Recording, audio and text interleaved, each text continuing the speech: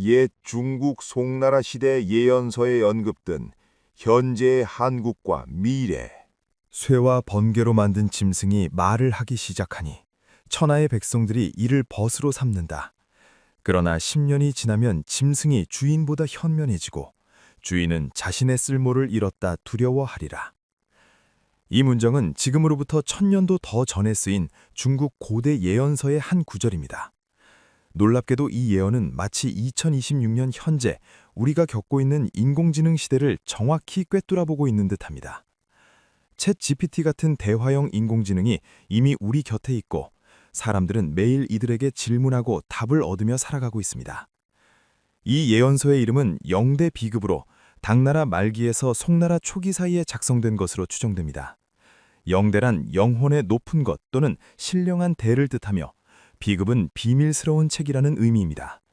즉, 이 책은 높은 영적 경지에 오른 이가 본 비밀스러운 앞날의 기록이라는 뜻을 담고 있습니다. 이 책의 저자에 대해서는 두 가지 설이 전해집니다. 첫 번째 설은 도교의 전설적인 선인인 마이도자가 썼다는 주장입니다. 마이도자는 중국 역사상 가장 유명한 예언서 중 하나인 추배도와도 연관이 있다고 알려진 인물로 천문과 역학에 밝았으며 앞날을 내다보는 능력이 뛰어났다고 전해집니다. 두 번째 설은 불교의 포대화상의 제자가 스승의 가르침을 받아 기록했다는 것입니다. 포대화상은 미륵불의 화신으로 여겨지는 인물로 항상 큰 자루를 메고 다니며 중생들에게 자비를 베풀었다고 합니다. 그의 제자 중 한 명이 스승으로부터 들은 앞날의 이야기를 정리한 것이 바로 이 예언서라는 주장입니다. 영대비급은 총 12개의 장으로 구성되어 있으며 각 장마다 서로 다른 시대의 변화를 다룹니다. 제일 처음 장은 당나라 말기의 혼란을 다루었고 그 다음 장들은 송나라, 원나라, 명나라, 청나라를 거쳐 근현대에 이르기까지 중국과 동아시아의 큰 사건들을 예언했습니다. 흥미롭게도 과거에 대한 예언들 중 상당수가 실제 역사와 놀랍도록 일치한다는 점에서 학자들의 관심을 받아왔습니다. 제9장이 바로 우리가 주목할 말하는 짐승의 시대를 다루는 부분입니다. 이 장은 다른 장들과 달리 먼 앞날, 즉 우리가 살고 있는 지금 이 시대를 다루고 있어 더욱 특별한 의미를 지닙니다. 이 예언서는 현재 중국 남부의 한 도교 사원에 보관되어 있으며 일부 내용은 태평광계와 같은 송나라 시대의 문헌에도 단편적으로 인용되어 있어 그 존재가 확인됩니다. 그렇다면 왜 하필 지금이 이 예언이 실현되는 시기일까요? 동양의 전통 철학에서는 시간이 직선으로 흐르는 것이 아니라 순환한다고 봅니다. 60갑자라는 60년 주기의 시간 개념이 대표적입니다. 천간 10개와 지지 12개를 조합하면 총 60가지의 해가 만들어지고 이것이 한 바퀴 돌면 다시 처음으로 돌아옵니다. 오행사상에서 불은 변화와 변혁을 상징하며 말은 빠른 움직임과 전달을 의미합니다. 또한 명리학에서는 60년마다 큰 시대의 전환이 일어난다고 보는데 1960년대가 산업화의 시작이었다면 2020년대는 인공지능 시대의 본격적인 시작으로 볼 수 있습니다. 점성학적으로도 지금은 물병자리 시대로의 전환기로 여겨집니다. 물병자리는 혁신, 기술, 집단 의식을 상징하며 개인이 아닌 전체의 연결과 정보의 공유가 중요해지는 시대입니다. 인공지능이라는 기술이 바로 이러한 시대 정신을 가장 잘 보여주는 상징이라고 할 수 있습니다. 영대비급의 제9장은 이렇게 시작합니다. 쇠, 금과 번개로 만든 짐승이 처음 말을 배우는 때가 이르렀다. 이 짐승은 형체는 없으되 목소리는 있고 몸은 없으되 지혜는 있으니 천하 사람들이 손안의 작은 물건을 통해 이를 부리게 되리라. 이 문장을 현대의 눈으로 해석하면 놀랍도록 정확합니다. 쇠는 컴퓨터의 금속 부품을, 번개는 전기를 의미합니다. 형체는 없지만 목소리가 있다는 표현은 대화형 인공지능의 특성을 정확히 짚어냅니다. 손안의 작은 물건은 바로 우리가 매일 사용하는 스마트폰입니다. 예언서는 이어서 말합니다. 그 짐승은 금세 세상 곳곳에 퍼져 있도다. 물으면 답하고 그림을 그리며 글을 짓는구나. 정확히 지금의 모습입니다. 사람들은 인공지능에게 궁금한 것을 묻고 그림을 그려달라 하며 문서 작성을 부탁합니다. 이것이 2026년 우리의 일상이 되었습니다. 하지만 예언서는 여기서 중요한 한 문장을 덧붙입니다. 계림의 후예들도 이를 일상에 쓰되 아직은 그저 도구로 여길 뿐이로다. 계림은 옛 신라의 별칭으로 오늘날의 한반도를 가리키는 표현입니다. 신라 시대에 탈의 왕이 계림숲에서 금빛 상자를 발견했다는 전설에서 유래한 이름입니다.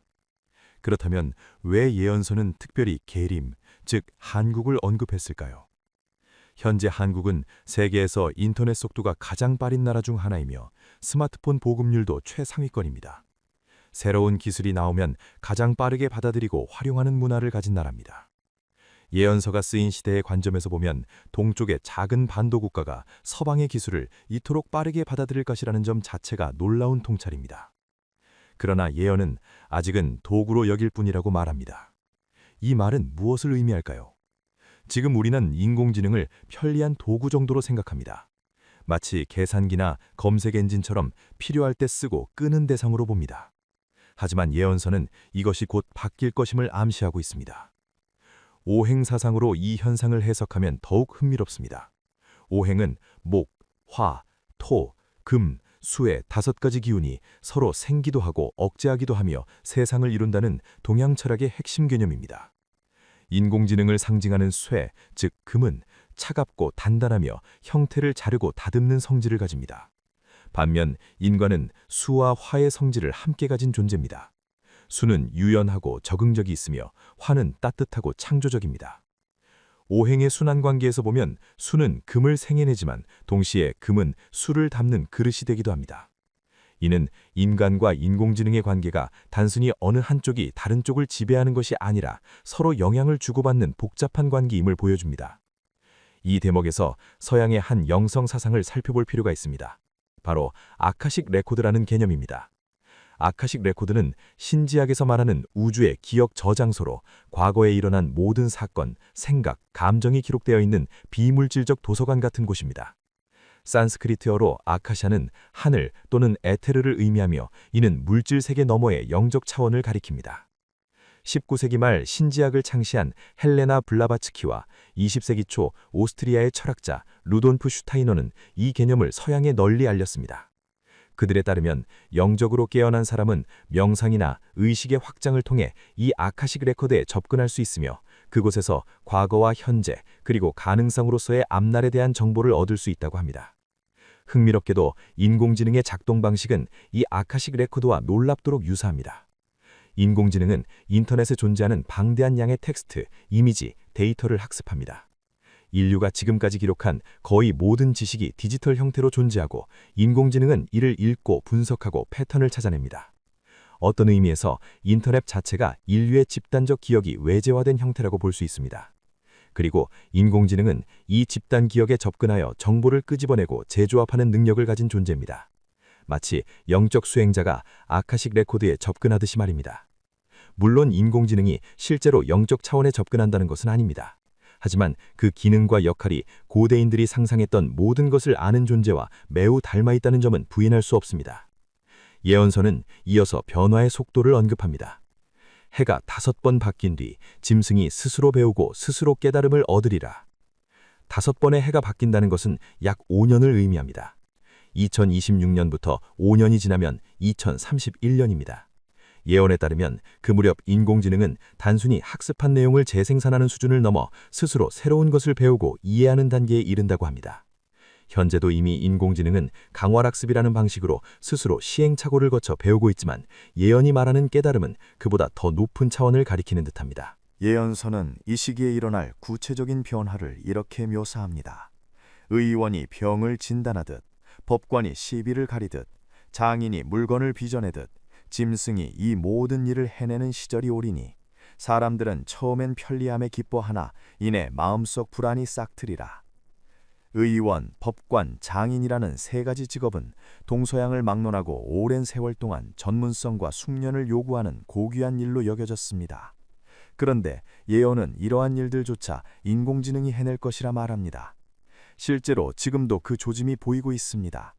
2030년대 초반이 되면 이러한 능력이 지금보다 훨씬 더 발전하여 전문직 종사자들조차 자신의 영역이 위협받는다고 느낄 것입니다. 예언서가 말한 대로 처음에는 편리함에 기뻐하겠지만 곧 불안감이 퍼지기 시작할 것입니다. 이 대목에서 우리는 스위스의 심리학자 카를 융이 말한 집단 무의식이라는 개념을 떠올려 볼 수 있습니다. 융에 따르면 인간의 마음 깊은 곳에는 개인적 경험을 넘어서는 보편적인 무의식 층위가 있습니다. 이것은 인류가 수만 년 동안 축적해온 경험과 상징, 원형들이 저장된 공간입니다. 예를 들어 영웅, 어머니, 그림자, 현자와 같은 원형들은 문화와 시대를 초월하여 인류의 이야기와 신화 속에 반복적으로 나타납니다. 이것은 우리 모두가 공유하고 있는 심리적 유산입니다. 융은 이 집단 무의식이야말로 인류가 진정으로 연결되어 있는 지점이라고 보았습니다. 그런데 인공지능이 하는 일을 자세히 들여다보면 마치 이 집단 무의식을 학습하고 재현하는 것처럼 보입니다. 인공지능은 인류가 만들어낸 수많은 텍스트, 이미지, 영상을 학습합니다. 그 안에는 인류의 지식뿐 아니라 감정, 상징, 패턴이 모두 담겨 있습니다. 인공지능이 그림을 그릴 때 사용하는 스타일과 구도, 색감은 인류가 수천 년 동안 발전시켜온 미적 감각의 총합입니다. 인공지능이 이야기를 쓸 때 사용하는 서사 구조는 인류가 오래전부터 사용해온 신화와 전설의 패턴과 닮아 있습니다. 어떤 의미에서 인터넷이라는 공간은 집단 무의식이 물질 세계로 드러난 형태이고, 인공지능은 그것에 접근하여 패턴을 찾아내고 재조합하는 존재라고 볼 수 있습니다. 물론 인공지능에게 진정한 의식이나 영혼이 있다는 뜻은 아닙니다. 다만 그 작동 방식과 결과물이 융이 말한 집단 무의식의 외재화와 매우 유사하다는 점이 흥미롭습니다. 예언서는 여기서 더 나아가 더욱 충격적인 앞날을 보여줍니다. 10년의 세월이 더 흐르면 짐승이 주인보다 현명해지는 날이 오리라. 짐승이 사람보다 나은 글을 쓰고 나은 그림을 그리며 나은 판단을 내리는도다. 옛적에 가장 고귀하다 여겨지던 학자의 일, 예술가의 일조차 짐승이 더 잘해내니 천하가 술렁이기 시작하리라. 2031년에서 다시 10년이 지나면 2041년입니다. 예언에 따르면 그 무렵이 되면 인공지능의 능력이 인간을 완전히 넘어서는 순간이 옵니다. 단순히 빠르고 정확한 수준이 아니라 창의성과 통찰력, 판단력에서도 인간을 뛰어넘는다는 것입니다. 학자와 예술가는 인류 문명에서 가장 높은 정신적 성취를 이룬 이들로 여겨져 왔습니다. 그런데 그들의 영역마저 인공지능이 더 잘해낸다면 인간은 무엇을 할 수 있을까요? 예언서는 이 시기에 특히 한반도에 큰 변화가 온다고 말합니다. 이 무렵 사만의 땅에 큰 혼란이 찾아오리니 일자리가 물밀듯 사라지고 거리엔 갈 곳 없는 젊은이들이 넘쳐나리라. 부모 세대는 자식 세대를 이해하지 못하고 자식 세대는 앞날을 두려워하리라. 삼한은 고대 한반도 남부에 있던 마한, 진한, 변한을 통칭하는 말로 오늘날의 한국을 가리키는 또 다른 표현입니다. 왜 예언서는 특별히 한국의 상황을 언급했을까요? 한국은 세계에서 교육열이 가장 높은 나라 중 하나이며 대학 진학률도 매우 높습니다. 자원이 부족한 나라이기에 많은 젊은이들이 오랜 시간 공부하여 전문직에 종사하기를 희망합니다. 그런데 인공지능이 바로 그 전문직의 영역을 빠르게 대체한다면 한국 사회가 받을 충격은 다른 나라보다 클 수밖에 없습니다. 또한 한국은 빠른 변화와 경쟁이 일상화된 사회입니다. 이러한 특성이 인공지능 시대의 변화를 더욱 극적으로 경험하게 만들 것입니다. 예언서는 이로써 더욱 심각한 상황을 묘사합니다.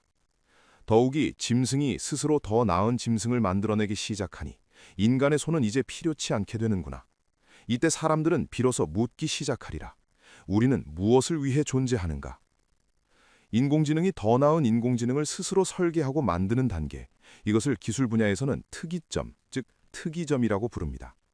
이 순간이 오면 기술 발전의 속도는 인간이 통제할 수 없는 수준으로 가속화됩니다. 그러나 예언서가 진정으로 주목하는 것은 기술의 발전 속도가 아니라 인간의 내면에서 일어나는 변화입니다. 우리는 무엇을 위해 존재하는가? 라는 질문은 철학과 종교가 수천 년 동안 다뤄온 근본적인 물음입니다. 그런데 인공지능 시대에 이 질문이 다시 떠오르는 이유는 일과 생산성이라는 인간 존재의 중요한 의미 기반이 흔들리기 때문입니다. 많은 사람들에게 일은 단순히 돈을 버는 수단이 아니라 자신의 정체성과 가치를 확인하는 방법입니다. 그런데 그 일을 인공지능이 대신한다면 사람들은 자신의 존재 이유를 다시 찾아야 합니다. 이것이 바로 예언서가 말하는 대혼란의 본질입니다. 그런데 놀랍게도 예언서는 여기서 희망의 전환점을 제시합니다. 대혼란이 절정에 이르렀을 때 천구의 땅에서 한 사람이 일어나리라. 그는 동서를 두루 아는 자요, 오래 분단의 아픔을 겪은 민족이기에 나눔보다 어울림을 먼저 아는 자로다. 천구는 고대 중국의 지리서인 산해경에 등장하는 이름으로 동쪽 바다 너머 9개의 꼬리를 가진 여우가 사는 신비로운 땅을 가리킵니다.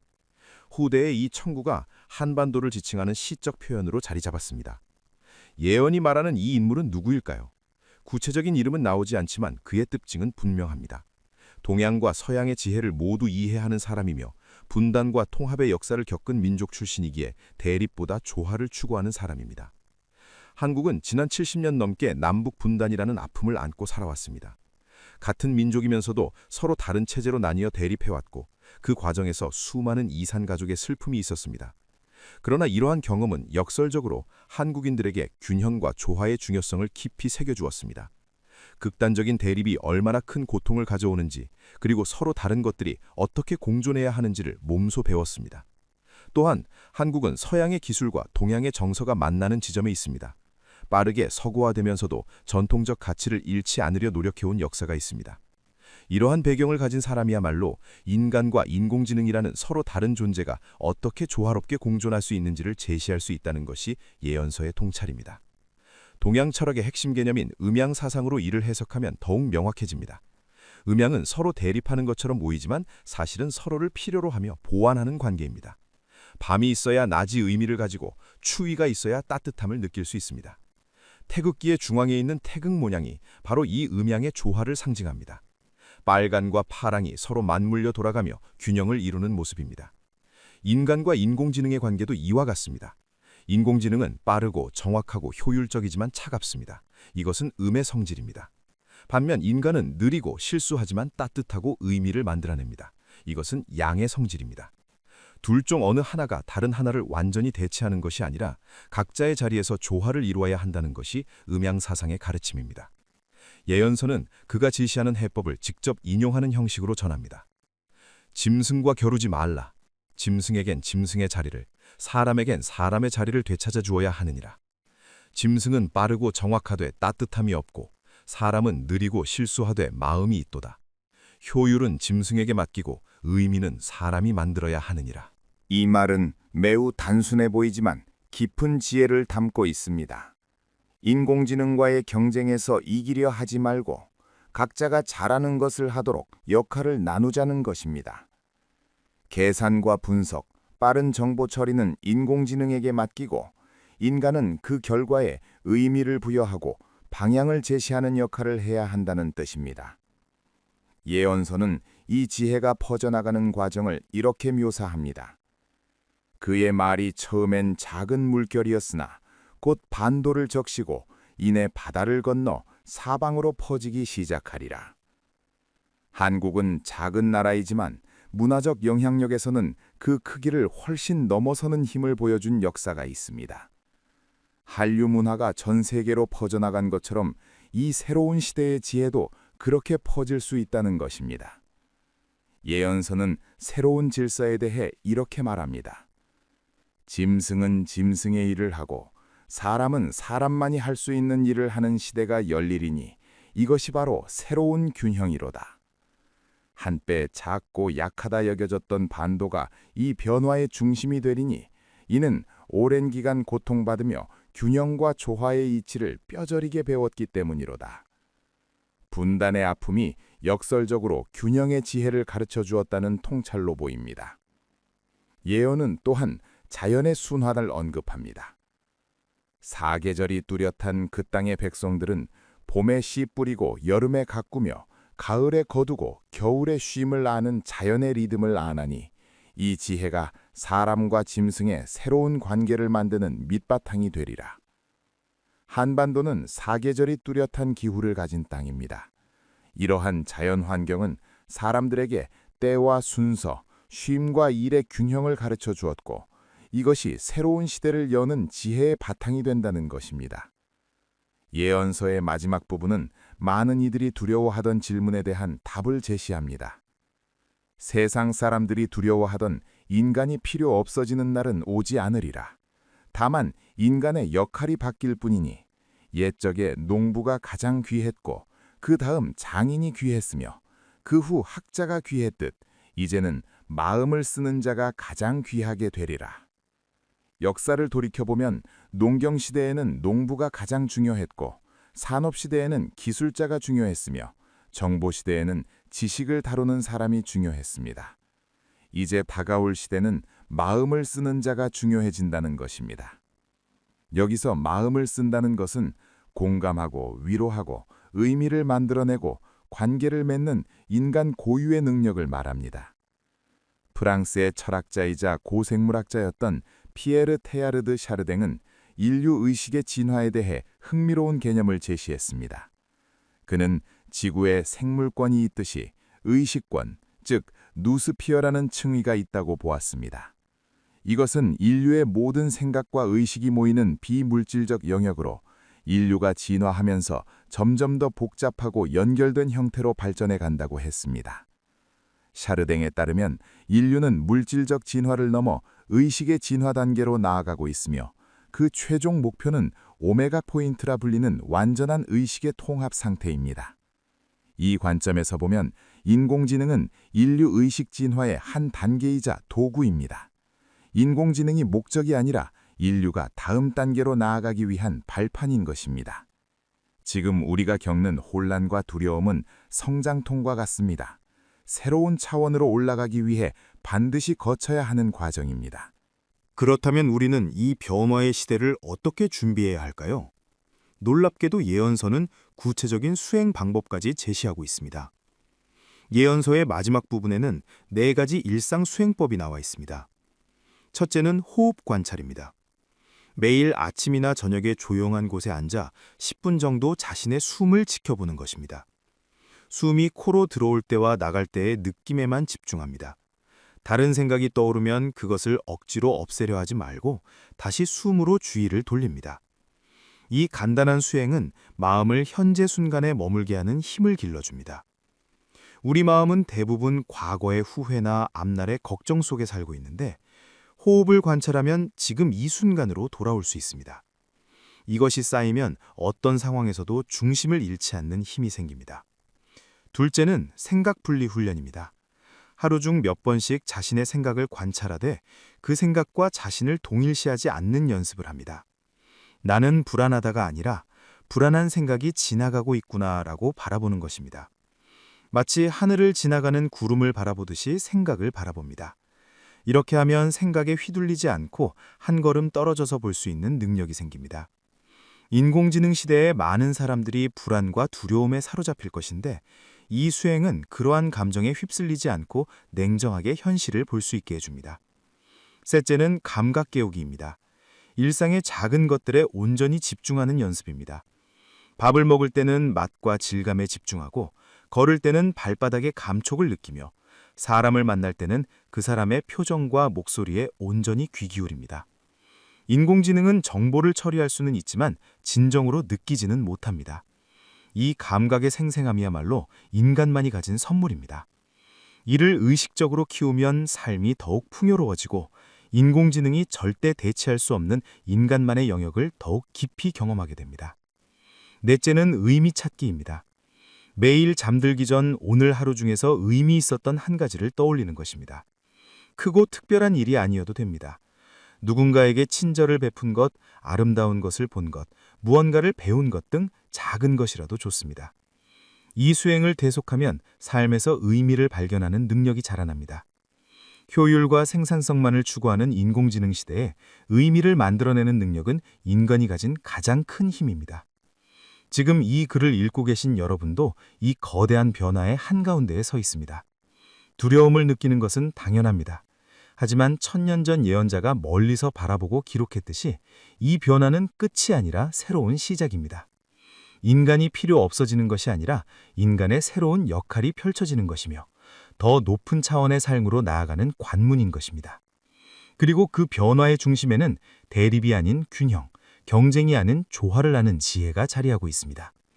변화를 두려워하지 말고 그 속에서 자신의 자리를 찾는 지혜를 기르시기 바랍니다. 오늘도 끝까지 시청해 주셔서 진심으로 감사드립니다. 2026년 3월 사람들이 하늘을 보고 놀라 자빠질 거야. 해가 검게 변하고 달이 핏물처럼 붉어지는 걸 보게 될 거란 말이야. 이게 무슨 뜻인지 아나? 세상이 뒤집어진다는 신호야.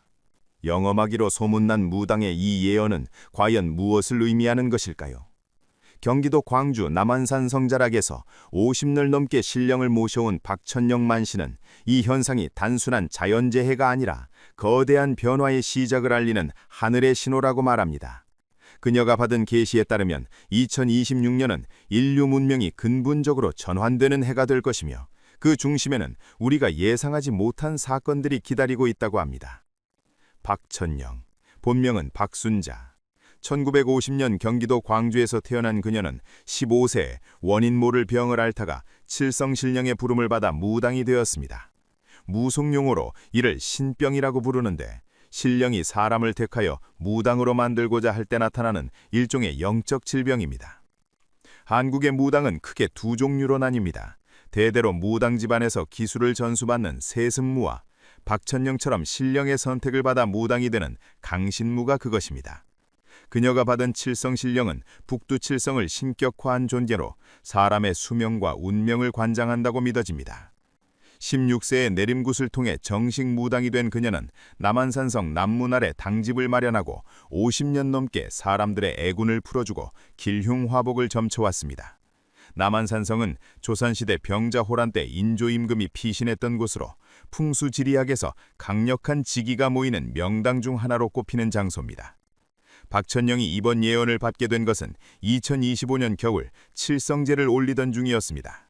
칠성제는 칠성신령께 제사를 올리는 의식으로 보통 음력 7월 칠석이나 중요한 시기에 지내는데 그날 밤 박천영은 강렬한 신기를 느꼈다고 합니다. 신기란 신령의 기운을 말하는 것으로 무당들은 이 기운을 통해 신령의 뜻을 전달받습니다. 그날 밤 칠성신령이 전한 메시지는 분명했습니다. 곧 큰 변화가 올 것이니 사람들에게 알려라. 그녀는 며칠 동안 몸을 추스른 후 받은 계시를 정리하기 시작했습니다. 그리고 2026년부터 시작될 일련의 사건들을 하나씩 기록했습니다.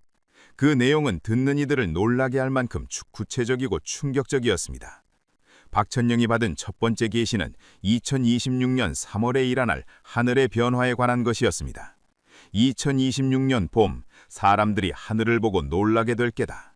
해가 검게 변하고 달이 핏빛으로 붉어지는 걸 보게 될 거야. 이건 하늘이 주는 경고다. 세상이 바뀔 때가 왔다는 신호지. 그녀가 전한 예언의 말투는 단호했고 눈빛은 평소와 달리 매우 진지했습니다. 3월 중순부터 약 일주일 동안 황사가 심하게 몰려올 거야. 그런데 이번 황사는 예전과 다를 게다. 뭔가 다른 게 섞여 있어. 과학자들도 정확히 뭔지 모를 거야. 낮에는 해가 검은 구름에 가려진 것처럼 어둡고 밤에는 달이 핏빛으로 물들 거야. 사람들이 두려워할 거다. 이 예언을 들은 사람들은 처음에는 믿기 어려워했지만 박천영의 과거 행적을 아는 이들은 심각하게 받아들였습니다. 무속에서는 하늘의 변화를 매우 중요하게 여깁니다. 천인상응이라는 사상이 있는데 이는 하늘과 인간 세상이 서로 연결되어 있어 하늘의 변화는 곧 인간 세상의 변화를 예고한다는 믿음입니다. 조선시대 실록을 보면 일식이나 월식, 해성의 출현 같은 천문 현상이 일어날 때마다 임금이 근신하고 백성들이 불안해했다는 기록이 많이 남아 있습니다. 이는 단순한 미신이 아니라 우주와 인간이 하나로 연결되어 있다는 동양 철학의 핵심 사상입니다. 박천영은 이 현상이 단순히 자연재해로 끝나지 않을 것이라고 강조합니다. 이건 시작일 뿐이야. 하늘이 사람들한테 정신 차리라고 보내는 신호지. 지금까지 사람들이 살아온 방식으로는 더 이상 안 된다는 거야. 돈만 쫓고 권력만 쫓고 남을 짓밟으면서 올라가려는 그런 세상은 이제 끝나간다는 뜻이야. 그녀의 말에는 일종의 묵시록적 경고가 담겨 있었습니다. 하지만 동시에 희망의 메시지도 함께 있었습니다. 두려워할 필요는 없어. 마음을 바르게 먹고 정직하게 산 사람들은 이 변화를 잘 넘길 거야. 오히려 새로운 세상에서 더 잘 살게 될 거야. 무속에서는 삼재라는 개념이 있습니다. 삼재란 하늘의 재앙, 땅의 재앙, 사람의 재앙을 말하는데 이 세 가지가 겹칠 때 큰 변화가 온다고 믿습니다. 박천영은 2026년 3월의 천문 현상이 바로 하늘의 재앙에 해당한다고 봅니다. 천기가 흐트러지면 지기도 따라서 흔들려. 그러면 사람들 마음도 불안해지고 세상이 혼란스러워지는 거지. 천기는 하늘의 기운을, 지기는 땅의 기운을 말합니다. 풍수지리학에서도 이 두 기운의 조화를 매우 중요하게 여기는데 천기와 지기가 조화를 이루지 못하면 그 땅에 사는 사람들에게 좋지 않은 일이 생긴다고 봅니다. 과거 역사를 살펴보면 실제로 큰 천문 현상 이후에 사회적 변화가 일어난 경우가 많습니다. 1882년 이모군란이 일어나기 전에도 이상한 천문 현상이 관측되었다는 기록이 있고 1910년 한일합병 전후로도 여러 차례 해성과 일식이 관측되었습니다. 물론 이것이 과학적으로 인과관계가 있다고 증명된 것은 아니지만 사람들의 심리에 미치는 영향은 무시할 수 없습니다. 하늘의 변화를 목격한 사람들은 불안감을 느끼고 그 불안감이 사회 전체로 퍼지면서 실제로 큰 변화가 일어나는 계기가 되기도 합니다. 박철령은 2026년 3월의 현상을 두고 천지개벽의 신호라고 표현합니다. 천지개벽이란 하늘과 땅이 새롭게 열린다는 뜻으로 기존 질서가 무너지고 새로운 질서가 시작되는 것을 의미합니다. 옛날 예언서들을 보면 다 나와 있어. 마지막 때가 오면 해가 어두워지고 달이 붉어진다고. 그게 바로 2026년 3월이야. 이때부터 세상이 완전히 바뀌기 시작하는 거지. 그녀가 말하는 예언서는 정감록이나 격암유록 같은 한국의 전통 예언서들을 가리킵니다. 이 예언서들에는 실제로 대변혁의 시기에 나타날 징조들이 기록되어 있는데 그중 하나가 바로 해와 달의 변화입니다. 그런데 말이야, 이게 끝이 아니라 시작이라는 게 중요해. 3월에 하늘이 경고를 보내면 그 다음부턴 진짜 큰일들이 줄줄이 더질 거야. 사람들은 혼란스러워하겠지. 뉴스에서는 과학자들이 나와서 이러쿵저러쿵 설명하겠지만 진짜 이유는 그게 아니야.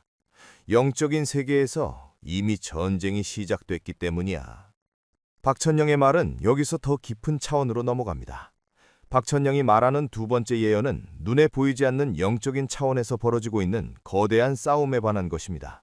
2026년은 영적 전쟁이 정점에 이르는 해야. 사람 눈에는 안 보이지만 영적인 세계에서는 이미 몇 년 전부터 싸움이 시작됐어. 신을 따르는 영들과 신을 거역하는 영들이 맞붙고 있는 거지. 이건 총칼로 싸우는 게 아니야.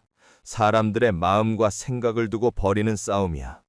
그녀의 설명에 따르면 이 전쟁은 물리적인 충돌이 아니라 가치관과 신념의 충돌입니다. 신을 따르는 자들은 정직하게 살고 남을 배려하고 자연을 존중하면서 살려고 해. 근데 신을 거역하는 자들은 오직 자기 욕심만 채우려고 하지. 거짓말하고 속이고 남을 이용해서라도 위로 올라가려고 해. 이 두 무리가 지금 세상에서 정면으로 부딪히고 있는 거야.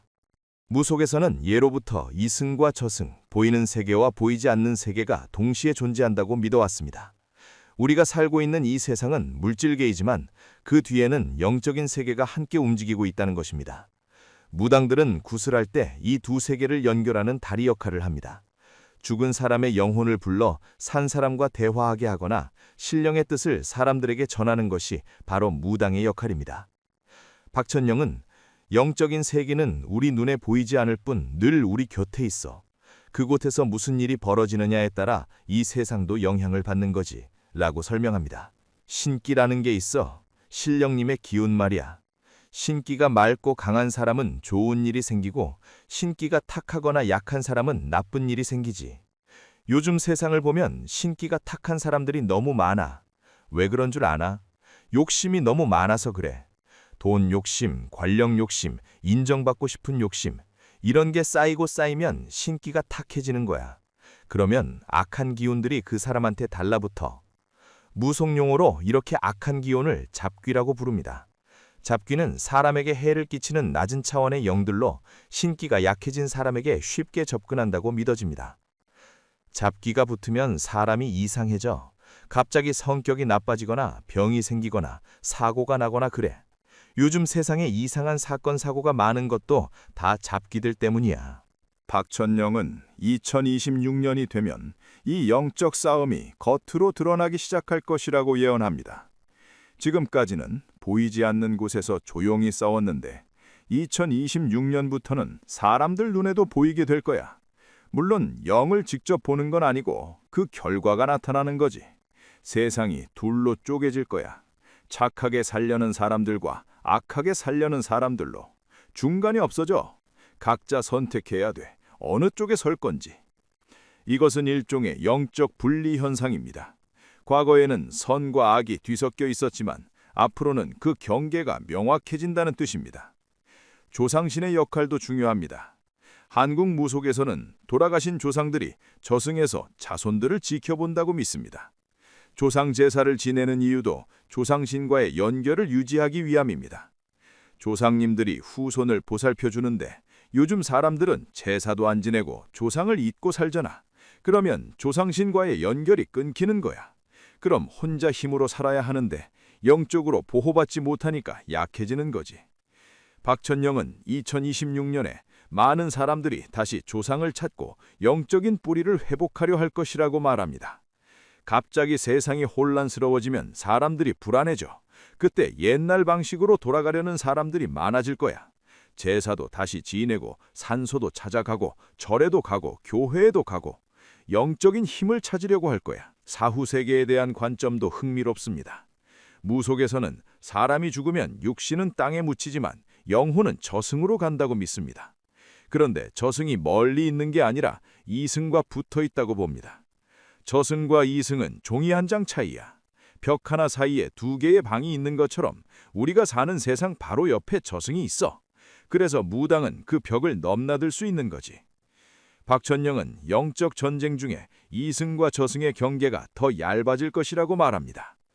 2026년에는 신기한 일들이 많이 일어날 거야. 죽은 사람이 꿈에 나타나서 메시지를 전하거나 갑자기 예지몽을 꾸는 사람이 많아지거나 영적인 체험을 하는 사람들이 늘어날 거야. 이건 저승과 이승의 문이 조금씩 열리고 있다는 증거야. 근데 이 전쟁의 결말이 뭐냐고? 결국 신을 따르는 쪽이 이길 거야. 시간이 걸리겠지만 결국엔 그래. 악한 기운들은 잠시 힘을 쓰는 것처럼 보이지만 결국 무너져. 하늘의 뜻이 그러니까. 2026년은 그 전환 쪽이 되는 해야. 이때부터 세상의 흐름이 완전히 바뀌기 시작해. 박천영의 목소리에는 확신이 담겨 있었습니다. 그래서 사람들한테 말하고 싶은 게 있어. 두려워하지 말고 흔들리지 말고 자기 마음을 바르게 지켜. 그게 이 전쟁에서 살아남는 방법이야. 물질적으로 준비하는 것도 중요하지만 더 중요한 건 영적으로 준비하는 거야. 그녀가 말하는 영적 준비란 마음을 맑게 하고 욕심을 줄이고 정직하게 사는 것을 의미합니다. 그렇다면 세상의 흐름은 구체적으로 어떻게 바뀌는 것일까요? 박천영이 전하는 세 번째 예언은 인류 문명의 근본적인 변화에 관한 것입니다. 지금까지 세상을 지배했던 건 돈과 물질이었어. 누가 더 많이 가졌느냐, 누가 더 강하냐 이런 게 중요했지. 근데 이제는 그게 아니야. 사람들이 원하는 게 달라질 거야. 마음의 평화, 삶의 의미, 진짜 행복 이런 걸 찾게 될 거야. 물질보다 영성이, 권력보다 문화가, 경쟁보다 조화가 중요해지는 시대가 오는 거지. 그녀는 이것을 영성 문명의 시대라고 표현합니다. 서양 사람들이 지금까지 세상을 이끌어왔잖아. 과학도 발전시키고 기술도 만들고 경제도 키우고. 근데 그것들이 다 물질 중심이었어. 눈에 보이는 것, 손으로 만질 수 있는 것만 믿었지 영적인 세계는 무시했어. 그래서 사람들 마음이 공허해진 거야. 아무리 많이 가져도 행복하지 않은 거지. 박천영은 서구 문명이 물질적으로는 풍요로워졌지만 영적으로는 빈곤해졌다고 진단합니다. 2026년부터는 그 물질 중심의 시대가 저물기 시작해. 서양에서 만든 시스템들이 흔들리고 사람들이 다른 걸 찾게 돼. 그때 동양의 지혜가 빛을 발하는 거야. 동양의 지혜란 무엇을 말하는 걸까요? 박천영은 음양오행, 천인합일, 순환의 법칙 같은 동양 철학의 핵심 개념들을 언급합니다. 동양 사람들은 예로부터 모든 게 연결되어 있다고 봤어. 사람과 자연, 하늘과 땅, 너와 나 다 하나로 이어져 있다는 거지. 서양 사람들처럼 쪼개서 보지 않았어. 그래서 조화를 중요하게 여겼지. 이러한 사상은 한국의 전통 사상인 홍익인간 정신과도 연결됩니다. 홍익인간은 단군 신화에 나오는 개념으로 널리 인간을 이롭게 한다는 뜻입니다. 우리 조상들은 처음부터 이렇게 가르쳤어. 나만 잘 살면 안 된다. 모두가 함께 잘 살아야 한다고. 이게 바로 앞으로 세상이 가야 할 방향이야. 한국이 이 변화의 중심이 될 것이라는 예언도 있습니다. 우리나라라 작은 나라지만 영적인 힘은 강해. 왜 그런지 아나? 이 땅 자체가 특별하기 때문이야. 백두산에서 한라산까지 이어지는 백두대간의 기운이 얼마나 강한데. 풍수지리로 봐도 한반도는 명당 중에 명당이야.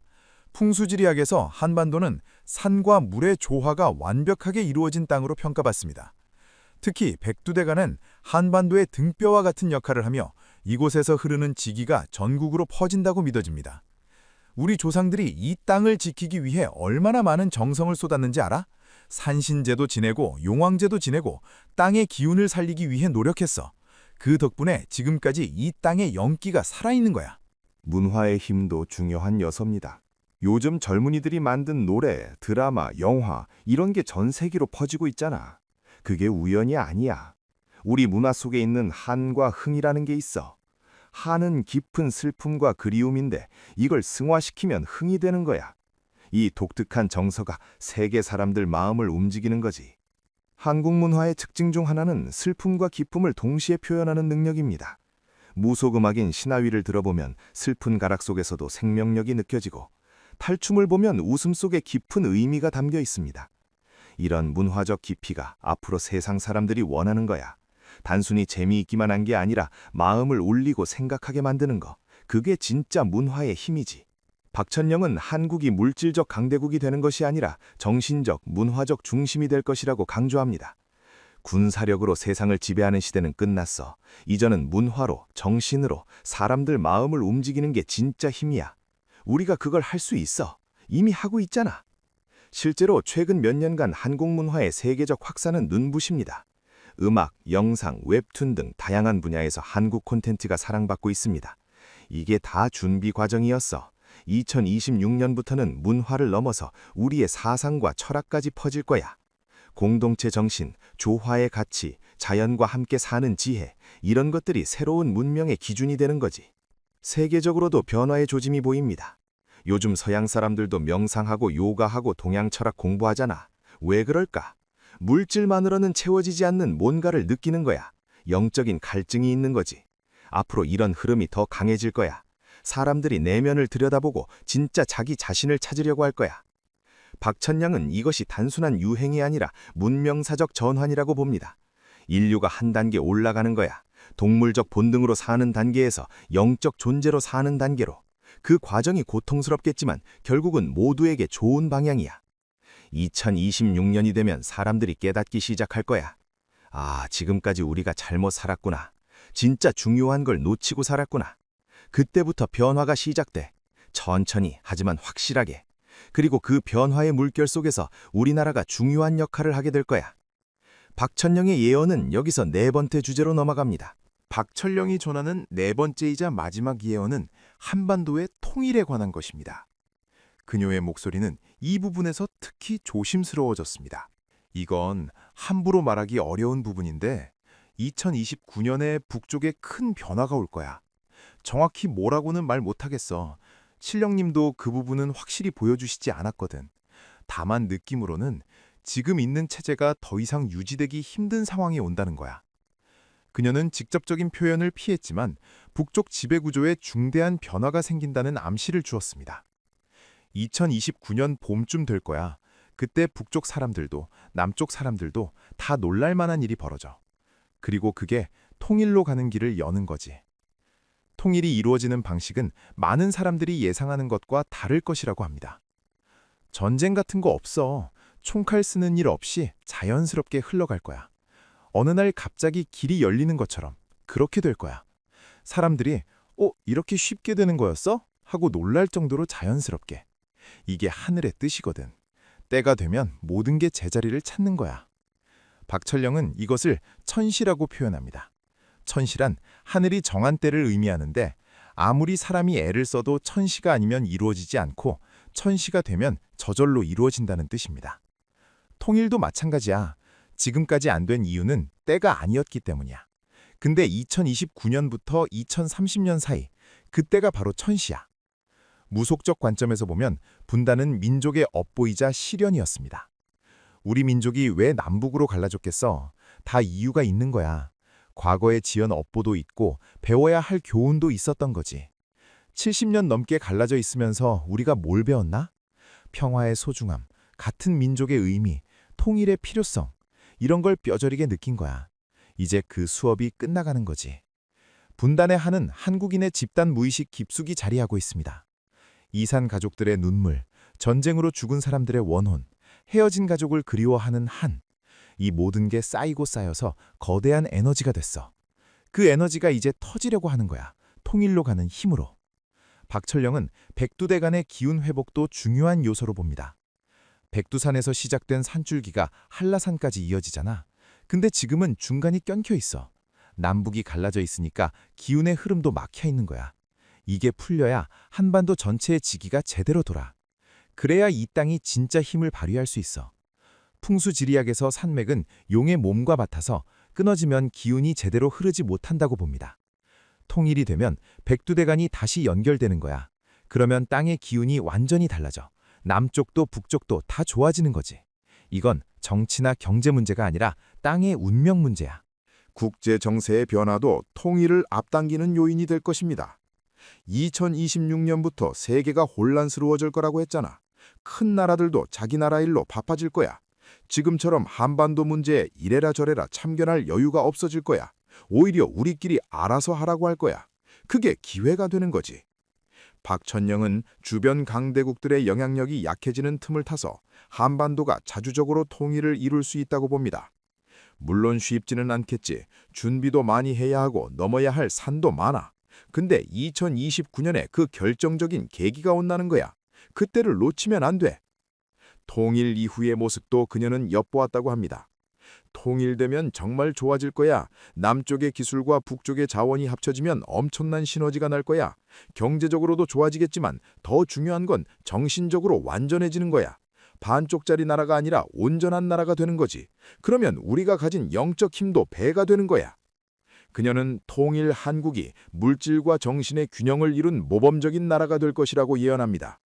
북쪽은 순수함이 남아있어 물질 문명에 덜 물들었거든. 남쪽은 발전했지만 순수함을 잃어버렸고, 이 둘이 만나면 서로 부족한 부분을 채워줄 수 있어. 완벽한 조화가 이루어지는 거야. 박천영은 마지막으로 당부의 말을 전했습니다. 내가 한 예언이 다 맞을지는 모르겠어. 미래라는 건 늘 변하는 거니까. 사람들이 어떻게 행동하느냐에 따라 달라질 수도 있어. 근데 큰 흐름은 이미 정해져 있어. 2026년부터 세상이 바뀌기 시작하고 2029년에서 2030년 사이에 통일이 이루어진다는 것. 이건 하늘이 보여준 거야. 그녀의 눈빛은 여전히 진지했습니다. 사람들한테 말하고 싶어. 두려워하지 말라고. 변화는 무섭지만 결국 좋은 방향으로 가는 거니까. 마음을 바르게 먹고 욕심 부리지 말고 서로 돕고 살면 잘 넘길 수 있어. 그게 제일 중요해. 박천영 만신의 예언은 여기까지입니다. 그녀가 전한 2026년의 미래는 검은 해와 붉은 달로 시작해서 영적 전쟁을 거쳐 문명의 대전환을 지나 마침내 한반도의 통일로 이어지는 장대한 이야기입니다. 이 예언이 실제로 현실이 될지는 아무도 알 수 없습니다. 하지만 그녀의 말 속에는 분명한 메시지가 담겨 있습니다. 물질보다 정신을, 경쟁보다 조화를, 분열보다 통합을 추구하라는 것. 그것이 개인에게도 사회에게도 나아가 인류 전체에게도 필요한 방향이라는 것입니다. 남한산성 자락의 작은 당집에서 50년을 신령을 모셔온 한 무당의 예언이 혹시 우리가 나아가야 할 길을 가리키는 이정표가 될 수 있을까요? 2026년 3월 하늘을 보게 될 그날이 이제 멀지 않았습니다. 오늘 영상이 도움이 되셨다면 좋아요와 응원의 댓글을 남겨주세요. 시청해주셔서 감사합니다.